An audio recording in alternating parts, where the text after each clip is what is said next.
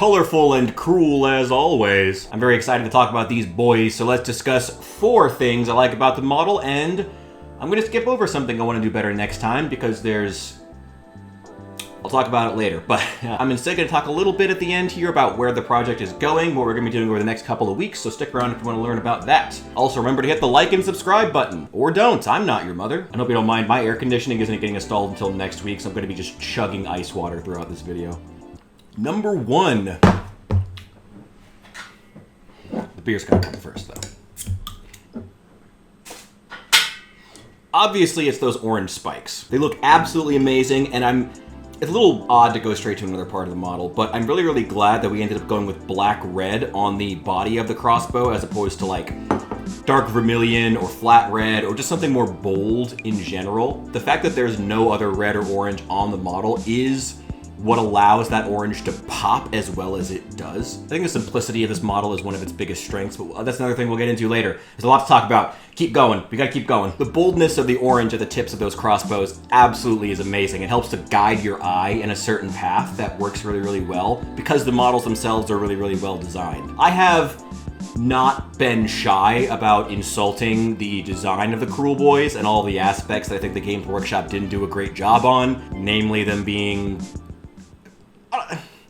I can't think of a better word than try-hardy, but I suppose I'd say, if you want something more official, I'd say they're just really hideously over-designed. Too much detail, too much of your attention getting split in 6 different directions all at once, and that was the biggest thing I was trying to solve. So despite this clear orange detail being much brighter than anything you would see on Games Workshop's normal paint job, it works because the detail on the rest of the model has been scaled back. And that allows your eye to be guided toward that one point of bold color. But that one point of bold color also works because of the good aspects of this design. And I do think the Bolt Boyz are one of the best, if not the best designed Kruleboyz model, and you can tell that Games Workshop put a lot of effort into them, not just in terms of the actual design of the model itself, but also some of the smaller secondary details like the reloading tools for all the crossbows that I thought were really, really, really cool. And I know I commented on that during the painting video. They convey their role on the battlefield very well, being the sort of static last line of defense. Their poses are very A-frame triangular in order to show that, but they still have the movement like the guy who's shouldering his weapon, or the one who's sort of reaching back in order and holding out his crossbow. It's really, really good stuff, like good, simple fundamentals that allow a model that is static to also look like it's in medias res, and that just makes them feel alive in a way you wouldn't get otherwise. And I was able to capitalize on that good design, on those good aspects of the design of these models, and use that to then guide the eye where it should, which is out to the tip of the actual weapon itself, and that works. It's a confluence of several good things coming together at once. And I guess that also just speaks to needing to know the good aspects of a model before you even start applying the paint, and how that affects you before you even choose what color you want to put on it. I did not expect this section to be this long, and I haven't even started drinking yet.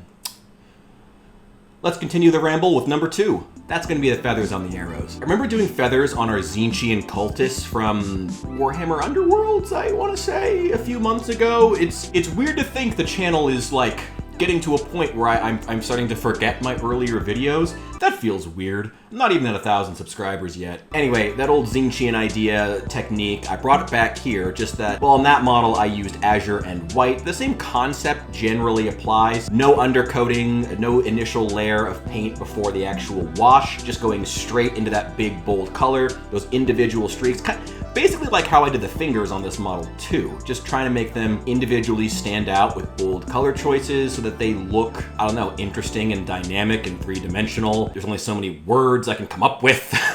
Oh, God, it's so hot. Ah! The white was also a good choice, but I do wonder if maybe putting a few stripes of black in there would have been really, really cool and interesting too. There's also not that many feathers, and it's kind of a tight area that's just a secondary part of an infantry model, so that much detail might have just been too much. And we have some much larger models to do later that are going to have a much bigger canvas for us to work on, so I'll worry about that in the future. Let's put that off for right now. And that takes us into number 3, which is that I'm just glad that we kept the paint scheme as limited as we did. We used Vallejo Cork Brown as the base coat of the base for the bowstrings. The stitches on the cloaks and armor and then on the feathers of the arrows. That is 4 different places to use the same shade of light brown. And that's a good thing. I want to be clear.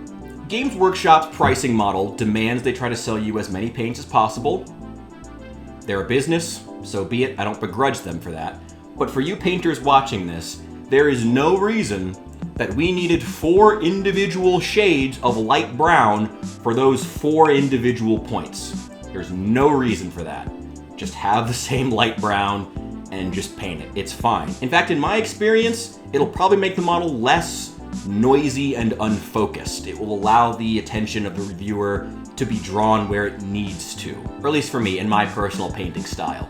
Yours could be different. I'm not here to... Well, yeah, I am here to tell you about miniature painting. That would be a pretty stupid thing to say. At the end of the day, your model is your model, but I've always found that just sticking to good workhorse paints and using them in really, really good ways, keeping those good fundamentals, being bold, making strong choices, and building your theme slowly over time is always a better option than just having 1,000 different paints for 1,000 different scenarios. And that brings us to number 4, and this one might unfortunately be a little bit boring. We've been trying to perfect this paint scheme for the past couple of months over the course of first a group of grots, and then hobgrots, then a couple of heroes. We've been slowly building it up. We've also used the same basing scheme and the same washes on the Stormcast models. We've done a couple of those now. So we've slowly been building it up. And that's how you build great paint schemes at the end of the day. It's not some intrinsic thing that I have. Well, maybe to some extent, but at the end of the day, you gotta put in the work of just building a scheme, figuring out what colors work together, practicing, testing. That's what builds a great scheme. And for my 4th item that I like about these 3 models, I'm just gonna say it feels like the culmination of this scheme. Like, we have done something great with this. We have taken this thing that we have built over the course of months, and now we're applying it and we're seeing it work out, and it's just very cool. I want to talk a little more about some specifics of like choices that we have made, such as the choice to keep the flat green sections very, very plain so that those faces pop. I'm going to talk more about that when I talk about the Kruleboyz heroes, which I want to make a dedicated video talking about them. And it's just easier to talk about those kind of details with those models because they're heroes, so they have, like, such as the Merc Knob with that big bana. It's just a big version of the thing I'm going to talk about, so it's easy to talk about it then. Whatever. The scheme itself is coming together in a way that looks great, it's paying off, and that's cool.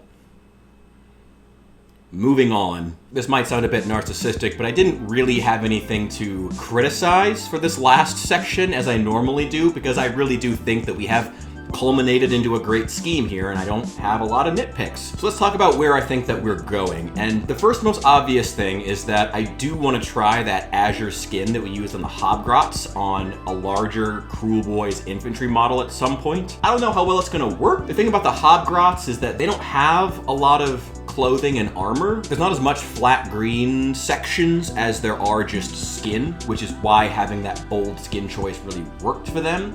I'm not sure if it's going to work as well on models that are a lot more covered by that flat green, but it's still worth trying, and I'm excited to try it, which is what matters. I'm excited to see how it looks and to have models that I can look at and say, this is that thing when I gave it a shot. We're also going to be doing a unit of gut rippers at some point with that scheme, with the azure skin, but we're going to do yellow first, so that's probably a couple of months out, honestly. Like, probably a ways out from that. Plus the next 2 to 3 weeks, we're gonna be doing like nothing but just Kill Team / Blackstone Fortress Trader Guard. So that's gonna be very, very fun, and I am excited for a break from Dominion. Though we'll probably do a talking video about some Dominion stuff. Like I said, I want to talk about those heroes.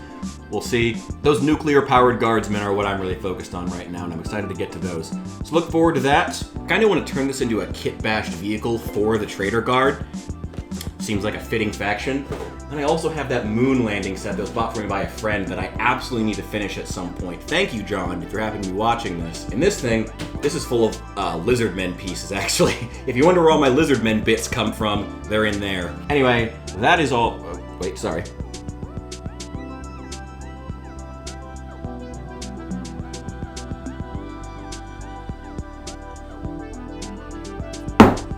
Anyway, that is all I have for you guys today. Thank you so much for watching. Thank you for just being here with me for this video, and I'll see you in the next one.